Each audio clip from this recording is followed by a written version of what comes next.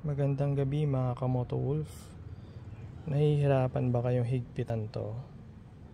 Yan.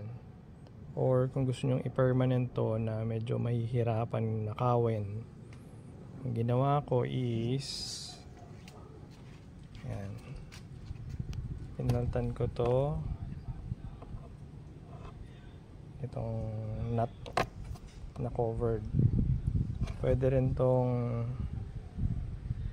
yan, self-locking nut. So 8mm yan.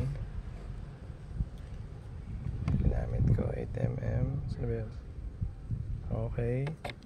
Ngayon ito, kung marami kayo nung bracket ng GoPro, pwede nyong kunin. Ayan, dyan ko siya kinuha. Marami kasi ako nito eh. Marami ako Moto Wolf na bracket. So yun yung ginamit ko. Tapos yan, sagad yan. Inigpitan ko lang. Tapos 5 ginamit ko, washer. Tapos may palaman pa siyang mas malaking washer. So solid yan. Wala nang galawan yan. So kung may magnanakaw man yan, medyo mahihirapan na sila. Yan lang. Share ko lang yung konting tip ko. Salamat mga pare. Ride safe.